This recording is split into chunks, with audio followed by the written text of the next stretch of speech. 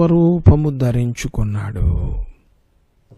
చూడండి, మనము ఆయన రాజుగా, ప్రధానిగా, ప్రముఖుడిగా జన్మించలేదు. దాసుని స్వరూపాన్ని ఎంచుకున్నాడు. దాసుని స్వరూపాన్ని ఎంచుకున్నాడు. బానిస స్థానాన్ని తీసుకున్నాడు. బానిస స్థానాన్ని తీసుకున్నాడు. ఇక మనుషులందరికంటే బానిస కంటే ఇక తక్కువ వాళ్ళు ఎవరు కూడా లేరు. అలాంటి పుట్టుకను ఆయన ఎంచుకున్నాడు. బానిస, మనుషుని పోలికగా పుట్టి దాసుని స్వరూపాన్ని ధరించుకుని బానిస వృత్తిని చేపట్టాడు. పిల్లలు మనం చూస్తే కొందరు వస్తువుల కన్నా విలువిస్తారు కానీ బానిసకి విలువెవరు. ఆ దినాలలో బానిసని కొన్ని డబ్బులు పెట్టి కొనుక్కునేవాళ్ళు. బానిస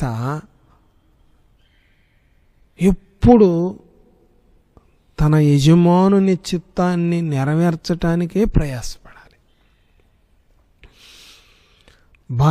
బానిసకి కోరికలు అంటూ ఏమి ఉండవు.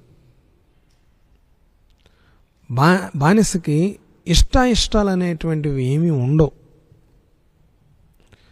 బానిస తన యజమానుడు చేయి నరికినా, కాలు నరికినా, ముక్కలుగా నరికేసినా అడిగే నాదుడే ఉండడు. బానిసల గురించి అడిగే నాదుడే ఉండడు.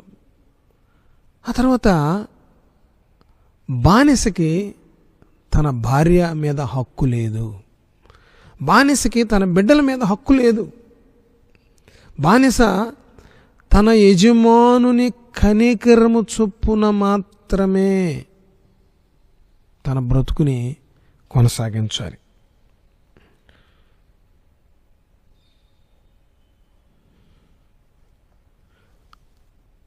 తన యజమానుని కనికరం, తన యజమానుని కనుసైకలోనే రాత్రింబవళ్ళు ప్రయాసపడే వ్యక్తే బానిస. అలాంటి బానిస బ్రతుకుని ఆయన ఎంచుకున్నాడు. బానిసలాగా రెయిన్బోవులు కష్టపడుతున్నాడు. తనకంటూ ఏం కోరిక లేకుండా, తనకంటూ ఇష్టం లేకుండా, ఎంతమంది గాయపరిచినా, ఎంతమంది శ్రమ పెట్టినా, ఎంతమంది చూడండి కలువరి శిలువలో ఆయన ఎంతమంది కొట్టారో, ఎంతమంది తిట్టారో, ఎంతమంది అవమానించారో.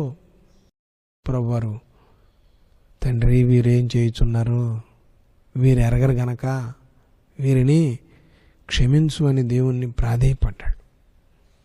బానిస అనే పదానికి, బానిస అనే మాటకి పూర్తిగా న్యాయం చేసిన ఏకైక వ్యక్తి ప్రభువైన యేసుక్రీస్తు వారు. ఆయన క్రీస్తు దాసుని స్వరూపము దాల్చాడు. బానిసగా తన ప్రయాణాన్ని కొనసాగించాడు. క్రీస్తునందు ప్రియమైన విశ్వాసి, క్రీస్తునందు ప్రియమైన సహోదరి సహోదరుడా, క్రీస్తు బానిస మాదిరిని మనకు చూపిస్తే ఆయన బిడ్డలమైన మనము బాసులుగా వ్యవహరిస్తున్నాం.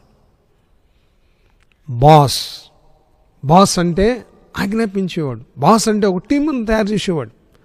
బాస్ అంటే కుయుక్తి కలిగిన వాడు. యేసుప్రభు వారు బానిస మాదిరి చూపించాడు.